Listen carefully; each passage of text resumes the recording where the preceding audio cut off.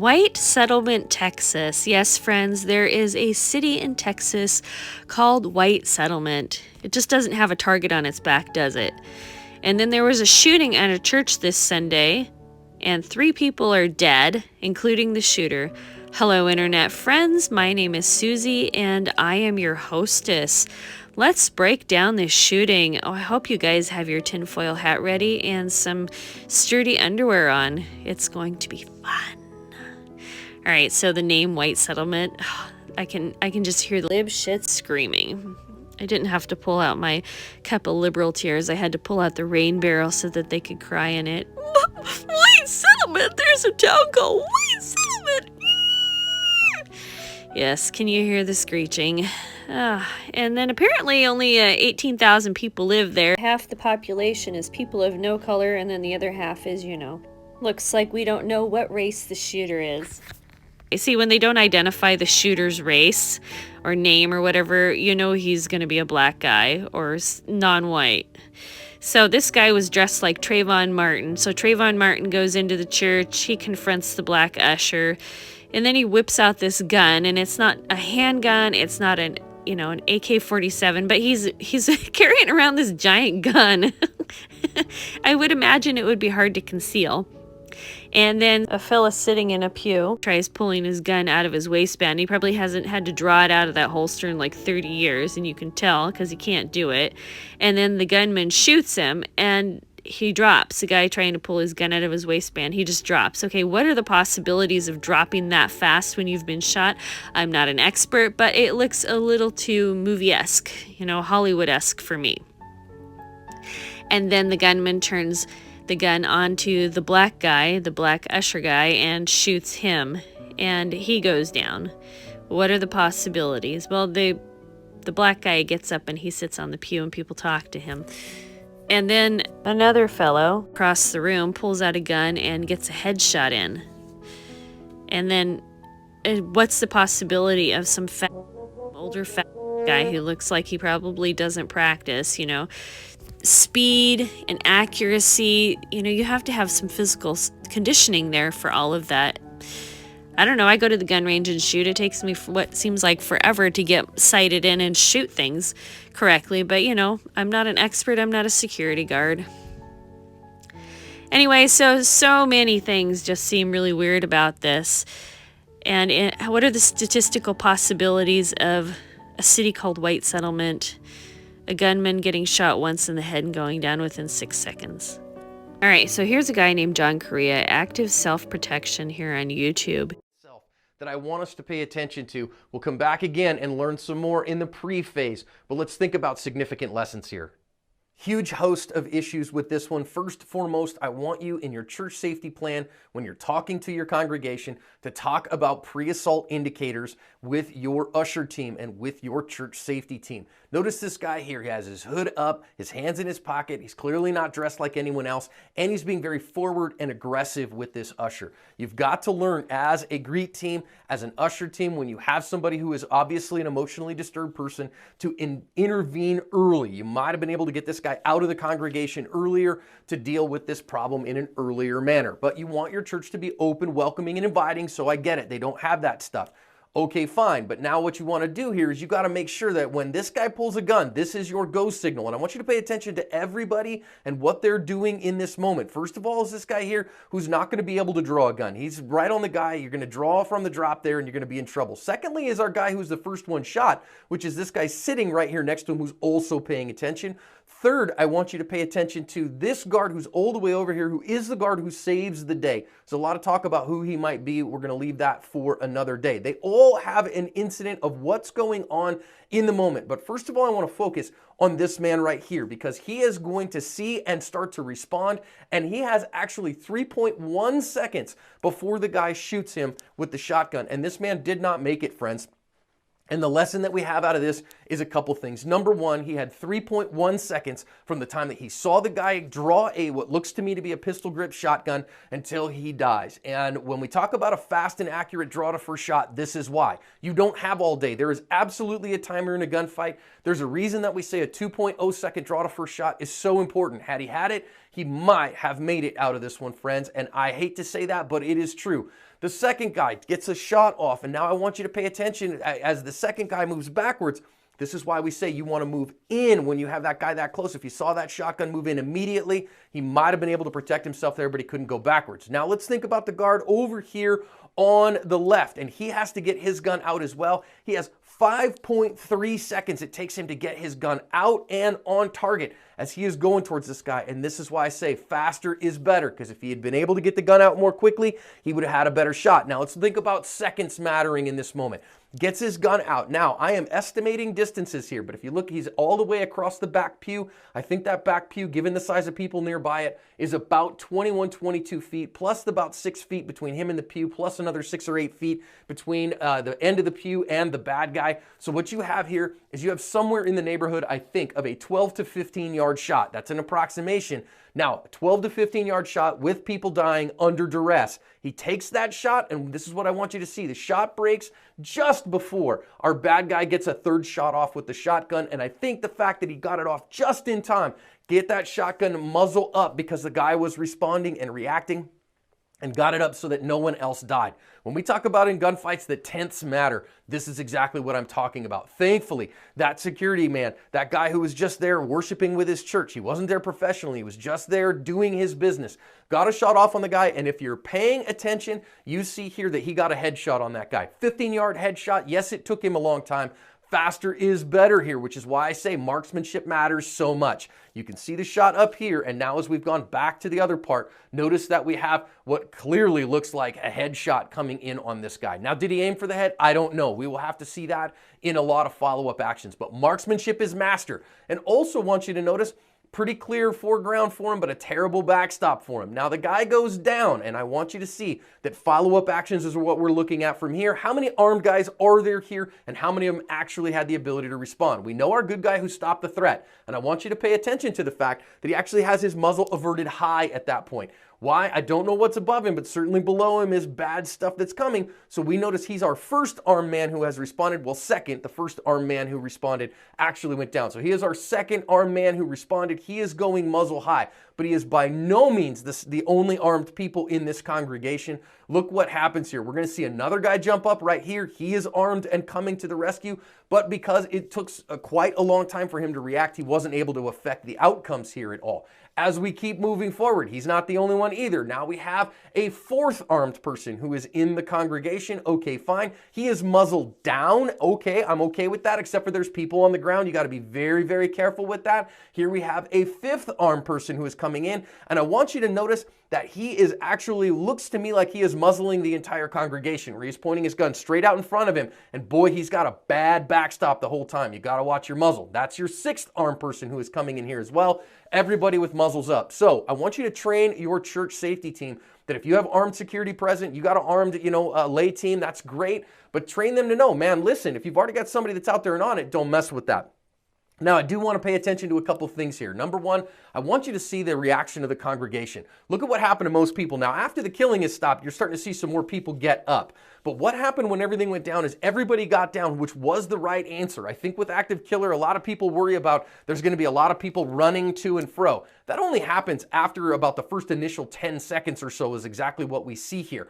And instead, everybody initially got down, which was very good for the defenders, which gave him a clear line of sight to get a good shot. And I also want you to pay attention that all these armed guys now are all swarming on this guy. You have to communicate as a church safety team. You have to know who's in charge in any given moment, and you have to designate that stuff in advance. If we have an active murderer, this is what happens. Whoever is the person that's designated, they give the orders, everyone else shuts up and listens, so then that way we can go. Now, another thing that I want us to pay attention to here is you notice that pretty instantly somebody went over to the downed person, and he started looking and seeing if he could help. Your church safety plan needs to include a trauma first aid kit. It needs to include a mass casualty plan. You need to have a very stout first aid kit that can help people in the event of a mass murder like this. And yes, that sounds a little morbid to folks, but stuff like this is why. It needs to have chest seal. It needs to have hemostatic gauze. It needs to have tourniquets available to it, because that gives us the best opportunity to save life. And you need to get trained in using it. Just having the equipment is completely useless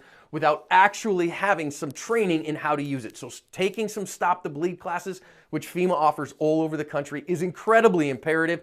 And having the tools and equipment on you, this is one of the reasons I carry my first aid kit with me all day, every day on my ankle. Now then, as we go back, want to pay attention to this guy right here, the final thing I want to talk about in this particular iteration, who has a gun out, and he's going to now get on the phone with 911. But watch what happens. What he's going to do here is he is going to actually swipe that gun and stick it under his armpit so that he can get on the phone and call 911. Couple things here. Number one, keep your cell phone in your non-dominant hand pocket so that you do not have to be messing around with that. Number two, use your assistant, whether that's Siri or Google, whatever, to get on the phone with 911. Number three, I want you to have a designated 911 caller on your church safety team and tell the congregation, if ever we have that problem, we have a designated 911 caller. They know their responsibility and they will do it. And then a final thing here, I want you to have a good, rigid holster that meets the requirements of a holster so that you can put that gun back in the holster rather than sticking it under your armpit and muzzling your entire congregation. So at the end of things here, just from a tactics, techniques, and procedures, we're not talking about the murderer. I won't ever name him. We don't know enough about the good guy yet to really say a whole lot about that. But biggest things I want us to pay attention to here are being prepared as a congregation. Thank God there was somebody there that was willing to solve it, that had enough marksmanship to do it. Let's get fast and accurate with our handgun, especially at farther distances. All right, that was a wonderful video. Right after I got done watching it, I sent T-Rex Arms an email to help me figure out which holster I need. This next article, I find it very strange that after the 2017 Sutherland Springs church shooting, the state of Texas passed a law so that it is legal for people to carry guns and have a security team inside of a church. That's just bizarre. Did they have to pass a special law to have a security team in any other kind of private business? I thought that people in Texas carried guns. I thought that was a norm, a standard, something like that. If you're from Texas, you'll have to let me know. The fella who's the hero, his name is Jack Wilson, and he owned a firearms training academy, which conveniently burnt down in 2016. What a coinkydink. And then this next article is about the two fellas who got shot. And if you watch the video and you look really closely at their faces, and then you look at the pictures here in this article, you can't tell if these are the same people. A lot of these faces are CGI. And the video looks like it was from the 1990s, doesn't it? Haven't you noticed that anytime there's some sort of mass shooting or incident or whatever, that the video is always really blurry or grainy? Like people can put out money for higher quality video equipment.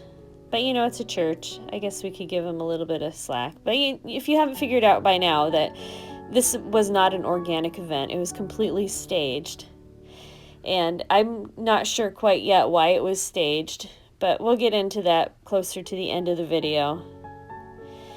And then there's a lady in this article, her last name is Areola. Do you know what an areola is? That's that brown part on your boob and your breast or whatever. Just the brown part that's around your nipple. What a weird last name. And I don't know about any connection between breasts and this video, but I thought I would bring that up. This next article is CNN crying about the city of White Settlement called White Settlement. They just can't handle it. They gotta cry about something. It says the word white. Is it kind of frightening how good I am at that? I just don't do it as loud as an actual libtard.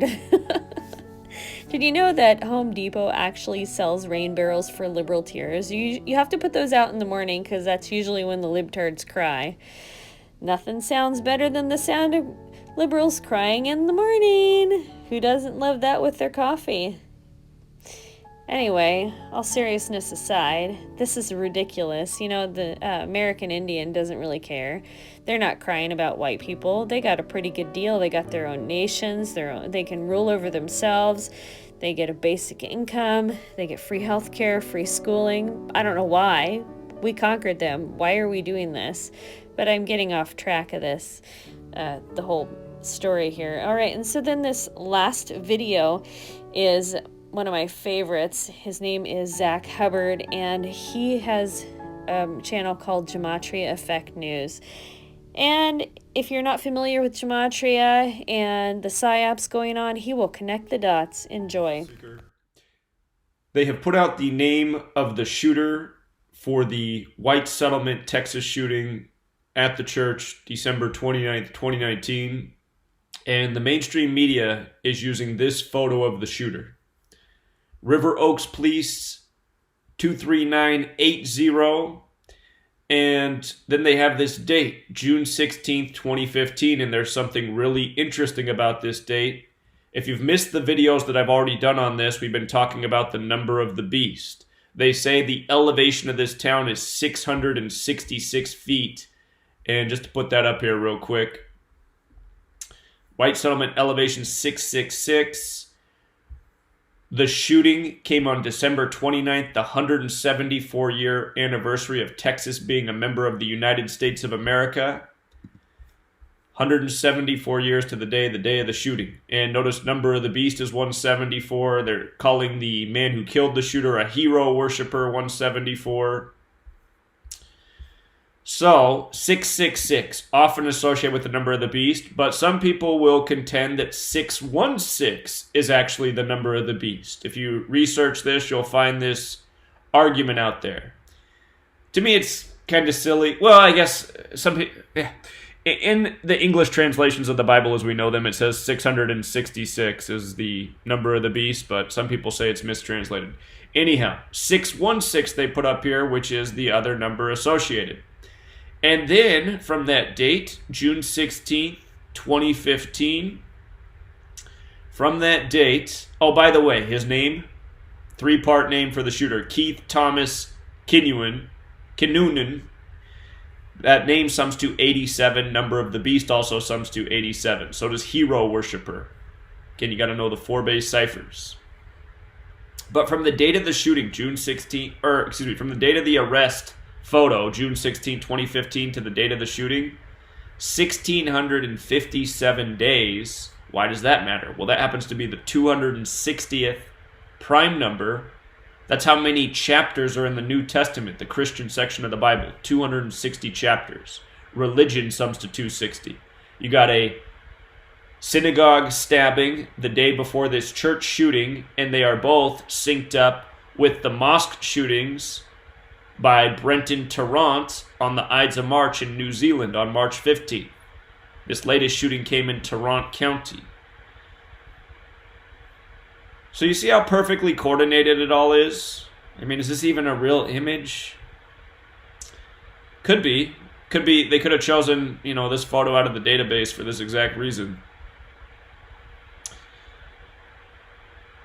Him being 43 years old is interesting as well, because active shooter sums to 191, the 43rd prime. Jesus Christ equals 43.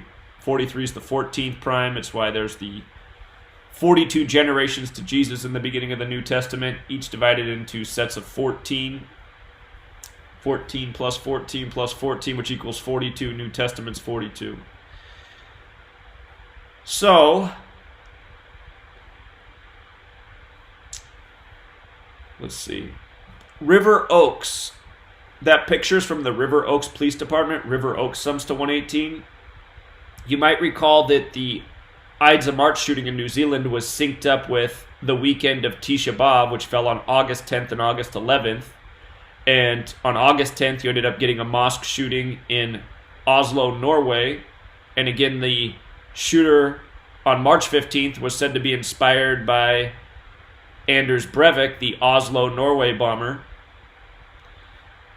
And the name of that mosque that was shot up on August 10th had 118 encoded in it.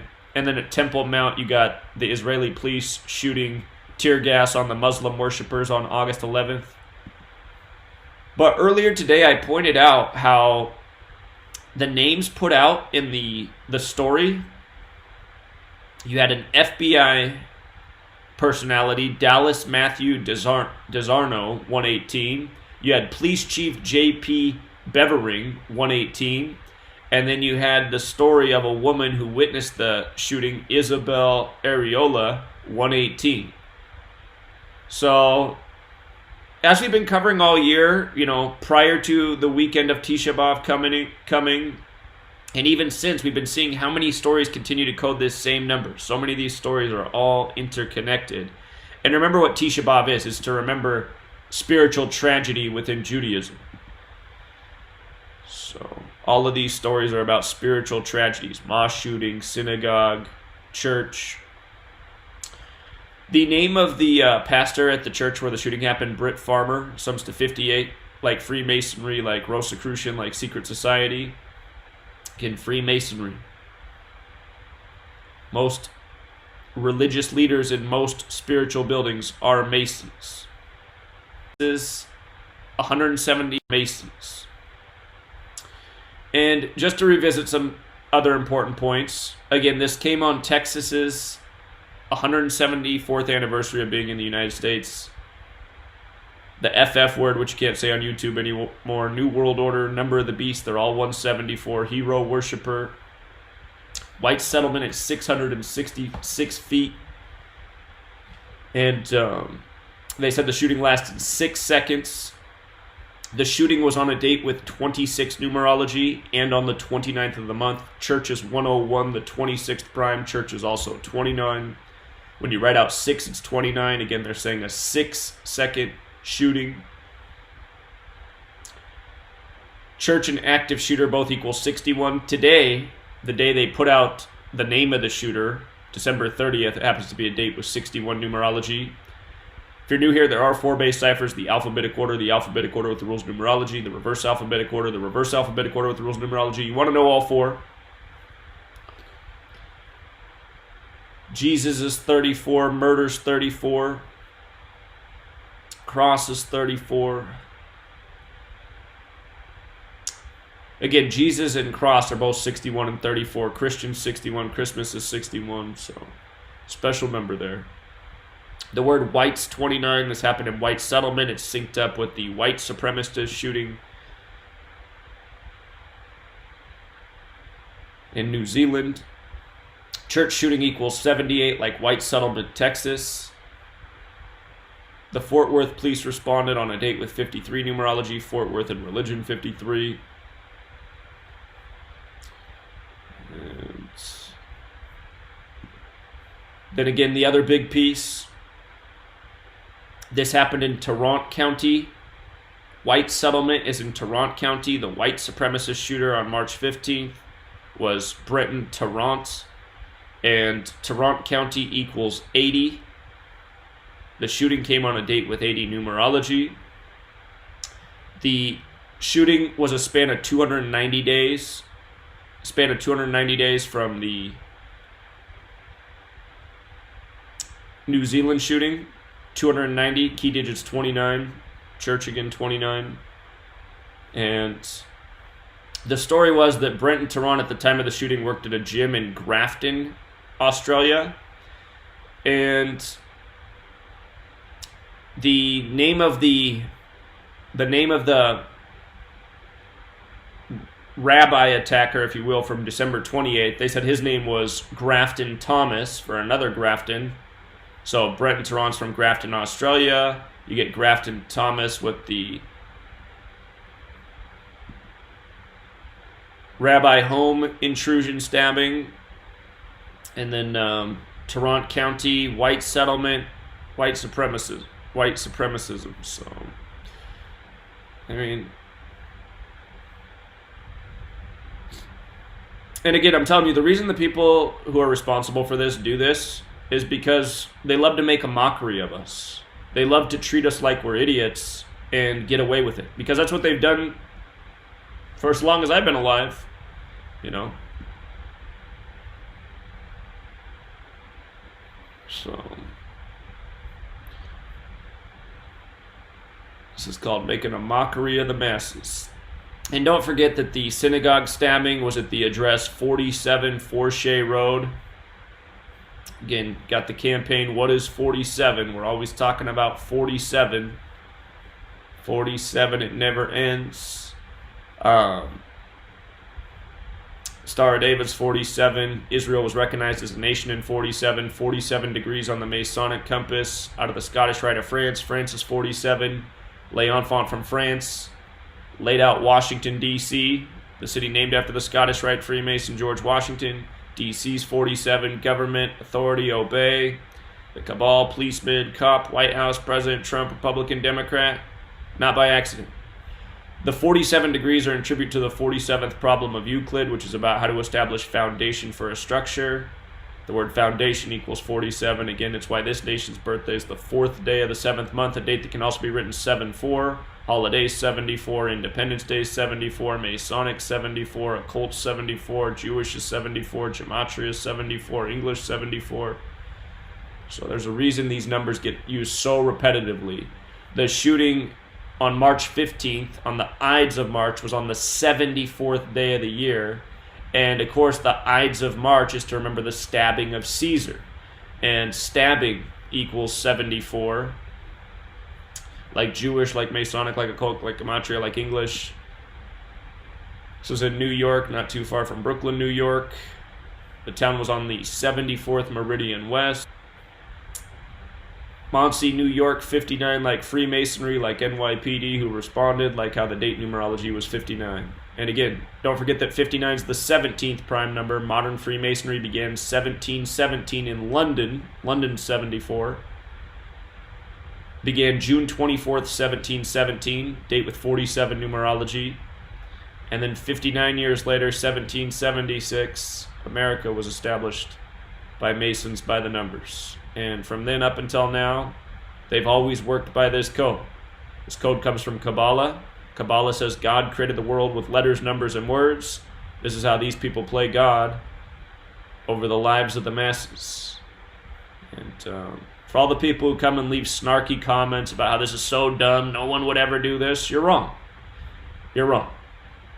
Your opinion is completely wrong. I've been doing this for 6 years straight, proven it over 1,000 times. 1,000 times. I have 6,000 videos and nearly 30,000 blog posts. I've proven it nearly 40,000 times. So,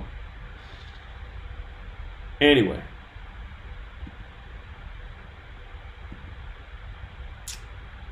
This is what's going on. And, again, don't forget when people say, who are they? Remember, they equals 58, like Freemasonry, like secret society, like Rosicrucians. So. That is all the damage for now. Thank you so much for listening. I look forward to your comments below.